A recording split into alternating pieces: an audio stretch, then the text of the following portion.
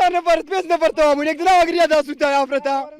دو أفرادي تكشر دكتوابونا ما مزال عيشات توابو كارو خشات توابو بارسا بونا 2 ساڵ لەمەوبەر و لە بەرەبەیانی ڕۆژی یەکی ئاب فڕۆکە زەنجەکانی سوپای تورکیا 3000 لەسەر یەک زۆر بەچڕی گوندی زارگەلیان لە سنووری بناری قەندیل بردومان کرد بەهۆی بردومانەکەوە 8 هاوڵاتی مەدەنی گوندنشین شەهید بوون و 11 هاوڵاتی تریش بریندار بوون وێڕای وێرانکردنی تەواوی گوندەکە و سوتاندنی ڕەز و باغی گوندنشینانی بناری قەندیل بەرەبەری بەیانی سەعات 4 و 10 دقە چارەیەکی وا بوو تیارە شەڕکەرەکانی دەوڵەتی فاشیستی تورک هێرشیان کردە سەر گوندی زەرگەڵی بەداخەوە ینی بوو بە هۆکاریەوەی کە 8 هاوڵاتی شەید بن و زەرەر و زیانێکی زۆریش بە گوندی بگە بەهۆی بردومانەکەی گوند زارگەڵیەوە زەرەر و زیانێکی زۆری لێ کردەوە هەم گیانی بە تایبەتی ئەم تا ئێساش گوندەکە خاپور وێران کراوە بەنسبەت خاپور گوندی زارگەڵی ئێساش کە وێران و چۆلە تا ئێستا حکوومەتی هەرێم هیچ هەڵوێستێکی نەبوو بەرامبەر بە گوند نیشانی بناری قەندیل بەعام بەڕاستی ژیان لە بناری قەندیل بەهۆی بردومانی بەردەوامی فڕۆکەزانەکانی تورکیا ژیان ئەستەم بوو زیانی زۆری مادی بە ناوچەکە گەیشتووە چ لە پوش و پاوان یان چ لە ماڵ و سەرۆت سامانی خەڵکەکە دەڵێ بەڕاستیانی زیانشی زۆر بە و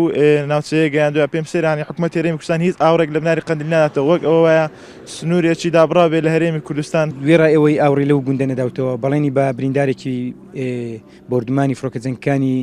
زارگەڵی دابوو کە ڕەوانی ئەوروپای بکات هەتا ئێستا هیچ ئاورێکی لەو بریندارش نەداوتەوە بەڵێنەکەی بردوتە سەر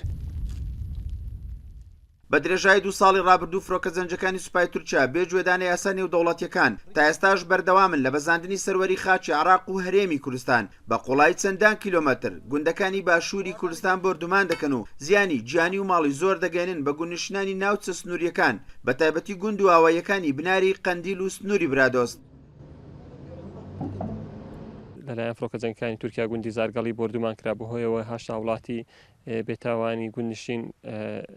شەهید بوون و بەدایان کەس بریندار بوون و زەرەر و زیانێکی زۆر بەر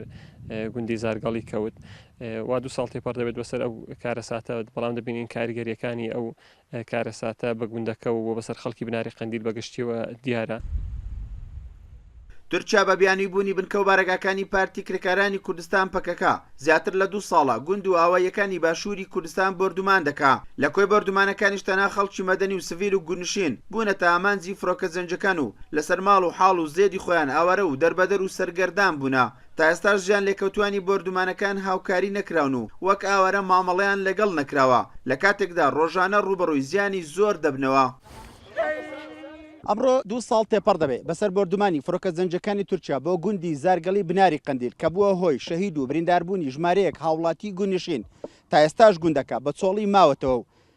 دانیشتوانی داواکارن لە حکوومەتی هەرێمی کوردستان هاوکاری بکرێن بۆ ئەوەی گوندەکەیان ئاوەدان بکەنەوە. عوسمان کورسات نیوز بناری قەندیل.